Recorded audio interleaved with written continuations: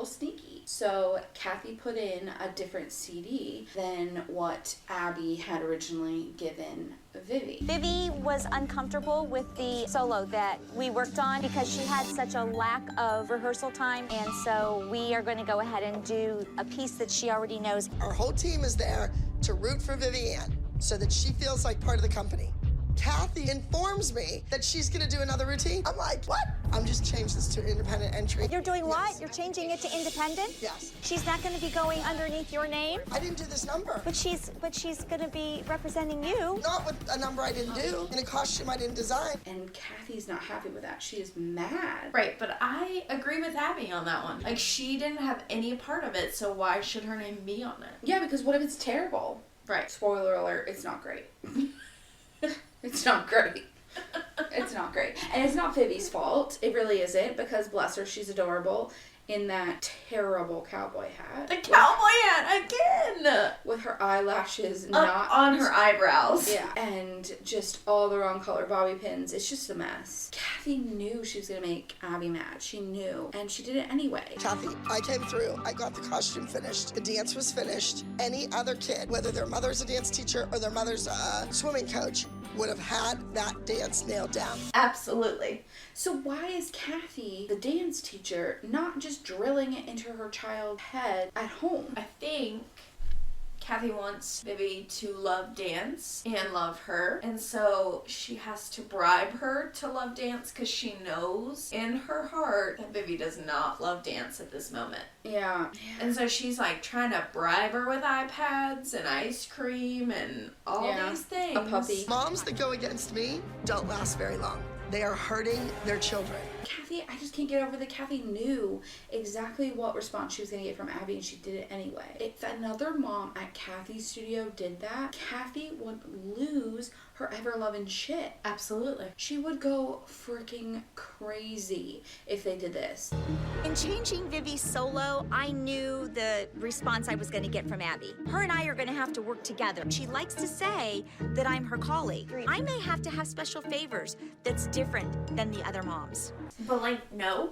It just is weird. You know what, honey? If you forget what you're doing, just shake your butt. No, don't do that. Do not do that. So Vivi starts to dance. Kathy's shouting numbers from the wings. Very loudly. Very loudly. Abby's face is Perturbed. Just like you right now. Abby's face, she is cringing so hard at this dance. But, you know what we get to see? That shimmy run that I love. And she doesn't dance at all. She like runs Points. and walks and points and I don't know.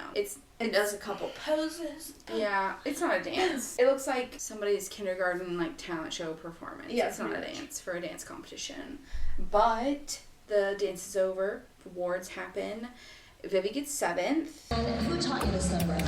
Kathy Stein, And the name of your dance studio? Minneapolis Dance Center. To be fair to Vivi, She it didn't. was her mom. I know. It was. That's That taught her to confusing. dance. She should have told her what to say. All I have in this world is my name. And that's fucking foreshadowing, because now, all these years later, Abby has nothing. Literally nothing in this world. So to add insult to injury, Kathy and Vivi are just peacing out. They just said like, booses. They said we had enough fun at this place, so we leaving.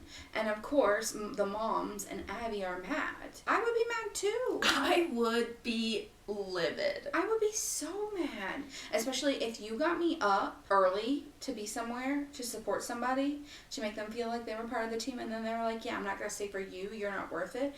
Bitch, you know how much I hate the mornings. Ma'am, what? No. Mm-mm. We ain't doing this. Ma'am, no. I think that's very rude. And Kathy, being a dance teacher, should know that it's rude. You stay to the end. Brooke's warming up. Kelly starts like probing her and is asking her all these questions, and then Brooke starts to cry like you did. I feel that. I felt that. Just all of a sudden she starts to cry. Well, I got emotional before the number because I'm really nervous about doing my acro routine. I'm not sure if I'll be able to do all the tricks because of my hip pain. And I just felt so sad for her. I also feel that. Yeah, I know how that feels. So they go do their number. Did you realize that this is the first time Kenzie's in the group? Poor little Mackenzie. I know. She tried so hard. I know, bless her. She did pretty good. And then at one point she just disappears. Yep, she goes off stage stage and is never seen again. Yeah, it just is bizarre. Brooke's the type of girl that even if it bothers her, she's gonna go out there and she's gonna do what she was supposed to do with the group. She's not gonna change it. She's not gonna mark it down. All dancers get injuries, have pain, part of the job. At the end of this number, we already said acro's not my fave, but I thought they did nice. Like, it was fine. Yeah. I mean, there was Some mistakes. It wasn't my favorite. no, definitely not my favorite, but It's fine. It is what it is. I'm really proud of the girls, especially Brooke. She had a rough week and she came through. She hit all of her tumbling passes, all of the acro moves, and really was a great leader and a good role model for the rest of the kids. Ups and Downs gets a special judges award, which is exciting. Then they get the top junior group with a score of 294 out of 300. Which is a pretty good score there, my friends. Yeah, so they get an elite gold. I never understand the like arbitrary gold, elite gold, platinum, squirrel, silver, platinum, bronze. Did you just say squirrel silver? Yeah, they always just make up like weird. I'm done. Like, I was with you until the squirrel silver. like they always just like, and every competition is different. It's like obsidian and I don't know, like Here we are with these big fucking words again. it's a type of a rock or a gem or something. But it's just like they always have these like weird rankings and titling. An elite gold might be better than a platinum. I don't know. They're just random. I don't get it.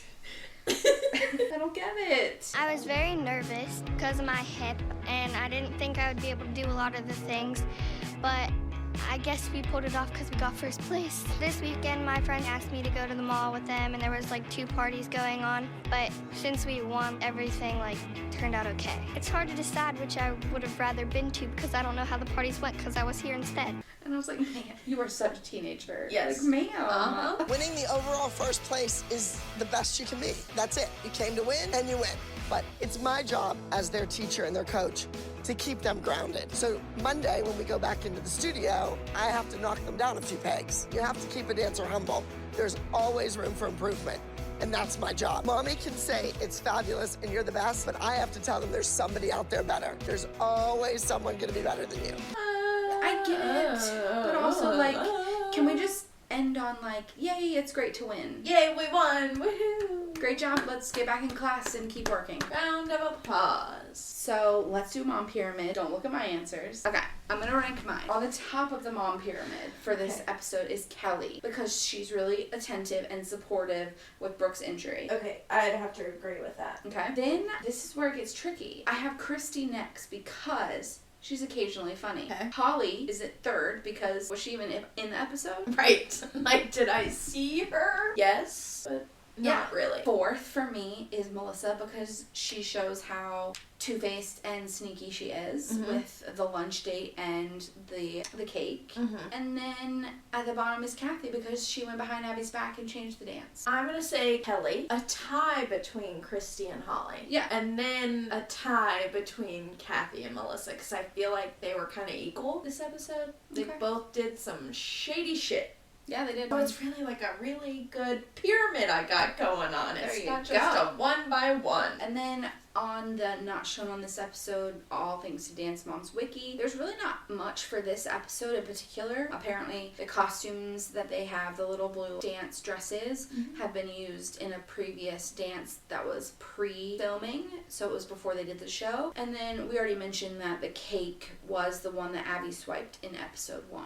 And there's a theory that one of those random girls learning this dance in the back is Reagan, but I slowed it down and looked, and it's not Reagan. Oh. So there was a theory on that. I would like to know who you are, girls in the back. I know. Thanks for riding the Dance Mom's bus today. Thanks to bus driver Jim. He was a great bus driver. We appreciate you, Jim. Dance Moms Junkies, thanks for coming to hang out with us today. Yeah, thanks for listening to our episode. We hope you enjoyed it. Join us back next week for our next episode. And until then, follow us on the Facebook at Dance Moms Junkies, on the Instagram at Dance Moms Junkies, and the Twitter at DM Junkies Pod. Tweet, tweet.